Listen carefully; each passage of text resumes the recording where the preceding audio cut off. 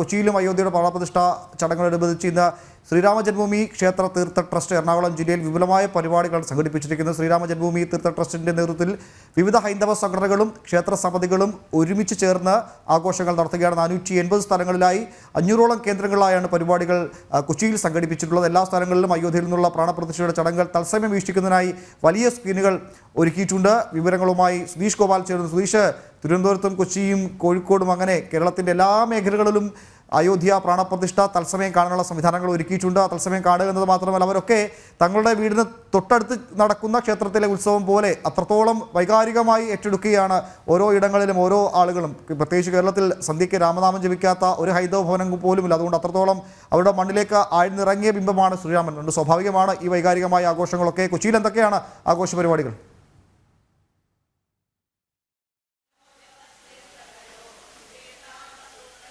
ഉമേഷെ, കൊച്ചിയിലും അത് ഗ്രാമപ്രദേശങ്ങളിലടക്കം കൊച്ചി നഗരത്തിലും എല്ലാം തന്നെ പൂർണ്ണമായും ഇന്ന് ശ്രീരാമ നാമജപങ്ങളാൽ മുഖരിതമായ ഒരു സാഹചര്യം തന്നെയാണ് നിലനിൽക്കുന്നത്. ഞാനിപ്പോൾ ഉള്ളത് പാവക്കുളം ക്ഷേത്രത്തിലാണ്. ഇവിടെയും ശ്രീരാമ നാമകീർത്തനങ്ങൾ പാടിക്കൊണ്ട് അത് വളരെ പുലർച്ചെ ആരംഭിച്ചതാണ്. അതും ആ സമയം മുതൽ നടക്കുന്നു. രാമായണ പാരായണമുണ്ട്, അതോടൊപ്പം തന്നെ ഭജന, ഇങ്ങനെ നിരവധി പരിപാടികൾ ഇന്നത്തെ ദിവസം പൂർണ്ണമായും ആഘോഷകരമാക്കുന്നതിന് വേണ്ടിയുള്ള പരിപാടികൾ നടക്കുന്നു. അതോടൊപ്പം തന്നെ ഈ ക്ഷേത്രത്തിലടക്കം ഏതാണ്ട് 500ഓളം കേന്ദ്രങ്ങളിൽ ക്ഷേത്രങ്ങളിൽ മാത്രം ഇന്ന് ലൈവ് സ്ട്രീമിംഗായി ഈ പ്രാണപ്രതിഷ്ഠ ഏവർക്കും കാണുന്നതിനുള്ള സൗകര്യം ഒരുക്കുന്നു. അതോടൊപ്പം തന്നെ ഇന്ന് കർസേവകരെ ആദരിക്കുന്നത് അടക്കമുള്ള ചടങ്ങുകൾ ഓരോ ക്ഷേത്രങ്ങളിലും നടക്കുന്നു. ഈ ശ്രീരാമ ജന്മഭൂമി തീർത്ഥ ട്രസ്റ്റിൻ്റെ നേതൃത്വത്തിൽ മറ്റ് ഹൈന്ദവ സംഘടനകളും ക്ഷേത്ര ഭരണസമിതികളും എല്ലാവരും സംയുക്തമായാണ് ഒരു മനസ്സോടെ, ഹൈന്ദവരെല്ലാം ഒരു മനസ്സോടെ ഇന്ന് ഈ ദിവസത്തെ ആഘോഷകരമാക്കുന്നു എന്നതാണ് ഏറ്റവും എടുത്തു പറയേണ്ട കാര്യം. അതിൽ ജാതിമത വ്യത്യാസങ്ങളൊന്നുമില്ലാതെ ഹൈന്ദവരായവരെല്ലാവരും ഒന്നിക്കുന്ന ഒരു കാഴ്ച തന്നെ നമുക്ക് അനുഭവപ്പെടുന്നത്. ആ രീതിയിലാണ് ഓരോ ക്ഷേത്രങ്ങളിലും പരിപാടികൾ സംഘടിപ്പിക്കുന്നത്. ഇതോടൊപ്പം തന്നെ ഇന്ന് ഹൈക്കോടതിയിലും ലൈവ് സ്ട്രീമിംഗായി ഈ പ്രാണപ്രതിഷ്ഠയുടെ എല്ലാ ചടങ്ങുകളും കാണുന്നതിനുള്ള സൗകര്യം ഒരുക്കിയിട്ടുണ്ട്. വിവിധ ഹൈന്ദവ സംഘടനകൾ മറ്റിടങ്ങളിൽ അല്ലെങ്കിൽ BJP ഓഫീസുകളിൽ അങ്ങനെ എല്ലാം തന്നെ ഇത് പ്രതിഷ്ഠയിൽ നേരിട്ട് പങ്കെടുക്കാൻ കഴിയാത്ത ഓരോ ഹൈന്ദവ വിശ്വാസികൾക്കും അതിൽ പങ്കുചേരുന്നതിനുള്ള എല്ലാവിധ അവസരവും കൊച്ചിയിലും ഒരുക്കിയിട്ടുണ്ട്.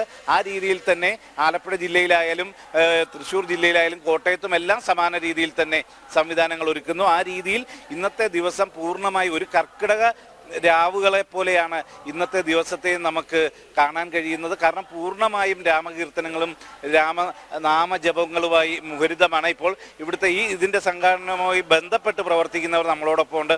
എങ്ങനെയാണ് ഇന്നത്തെ ഇവിടുത്തെ ആഘോഷങ്ങൾ ഏത് രീതിയിലാണ് നമ്മൾ നടത്തുന്നത്?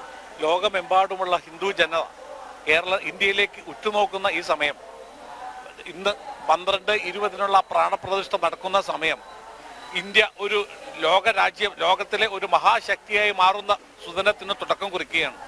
രാമരാജ്യം എന്ന നമ്മുടെ പുരാണ സ്വപ്നം ഇന്ന് സാക്ഷാത്കരിക്കപ്പെടുകയാണ്.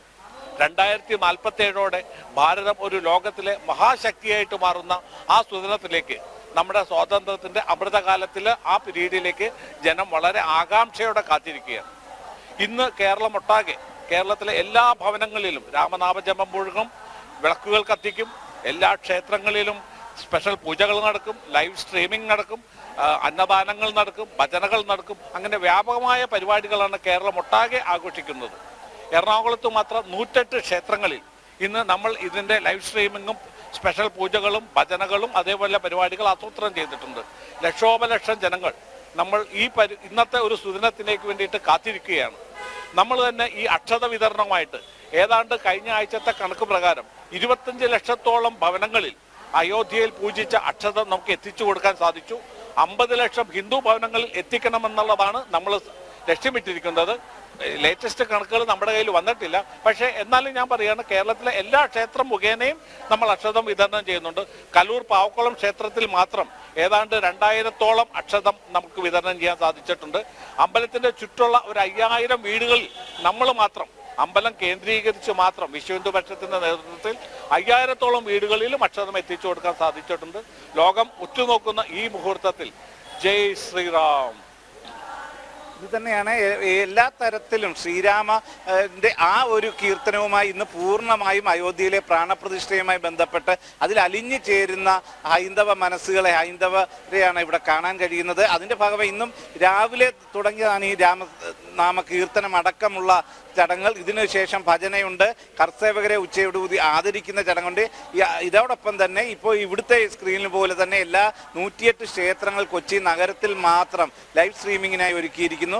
അതോടൊപ്പം തന്നെയാണ് മറ്റ് ഹൈന്ദവ സംഘടനകൾ, അതോടൊപ്പം തന്നെ BJP, അതോടൊപ്പം ഹൈക്കോടതിയിലും മറ്റും അങ്ങനെ വിവിധ കേന്ദ്രങ്ങളിൽ ഈ രീതിയിൽ തന്നെ അയോധ്യയിലെ പ്രാണപ്രതിഷ്ഠയുമായി ബന്ധപ്പെട്ട എല്ലാ ചടങ്ങുകളും കാണാനുള്ള സാഹചര്യമാണ് ഒരുക്കിയിട്ടുള്ളത്. പൂർണ്ണമായും എല്ലാവരും ഇതിലേക്ക് അലിഞ്ഞു ചേരുന്നു എന്നത് നമുക്ക് ഓരോരുത്തരുടെയും പങ്കാളിത്തവും എല്ലാം കൊണ്ട് നമുക്ക് മനസ്സിലാവുന്നതാണ്. അതോടൊപ്പം അതിൽ ഏറ്റവും പ്രധാനമായി പറയാവുന്നത് ഇത്തരം ഭജനകൾ അടക്കമുള്ള തീർത്തും ഭക്തിസാന്ദ്രമായ ഒരു അന്തരീക്ഷത്തിലേക്ക് പൂർണ്ണമായും എല്ലാവരും മാറുന്നു, എല്ലാവരും അതിൽ പങ്കാളികളാകുന്നു എന്നത് തന്നെയാണ് ഏറ്റവും സ്വീകാര്യമായിട്ടുള്ളത്. അതോടൊപ്പം തന്നെ എല്ലാത്തരം ഭവനങ്ങളിലേക്കും ഇതിൻ്റെ ഭാഗമായുള്ള ഇതിൻ്റെ വിവരങ്ങളെല്ലാം തന്നെ എത്തിച്ചേരുമ്പോൾ അതിലേക്ക് പൂർണ്ണമായും പിന്തുണയുമായി ഓരോ വീട്ടുകാരും പങ്കുചേരുന്നു. ഇന്ന് വൈകിട്ട് വിളക്ക് തെളിക്കുന്നതിനുൾപ്പെടെ 2 ലക്ഷം വീടുകളിലാണ് കൊച്ചി നഗരത്തിൽ മാത്രം വിളക്ക് തെളിക്കുന്നത്. അതിന് പൂർണ്ണമായും ഈ ഒരു കാര്യം ബോധിപ്പിക്കുമ്പോൾ പറയാതെ തന്നെ അതിന് തയ്യാറെടുത്തു എന്ന തരത്തിലുള്ള പ്രതികരണങ്ങൾ വീടുകളിൽ നിന്ന് ലഭിച്ചു എന്നാണ് ഇതുമായി ബന്ധപ്പെട്ട് പ്രവർത്തിക്കുന്നത്. രാമ ജപിക്കാത്ത ഒരു ഹൈന്ദവ ഭവനം പോലും രാജ്യത്ത് ഒരിടത്തും ഉണ്ടാകില്ല. അതുകൊണ്ട് തന്നെയാണ് കേരളത്തിലാണെങ്കിലും അങ്ങ് കാശ്മീരിലാണെങ്കിലും ഒക്കെ രാമന്റെ മടങ്ങിവരവിനെ ഹൃദയത്തിലേറ്റി ഓരോ ഭക്തരും അങ്ങനെ സ്വീകരിക്കുന്നത്.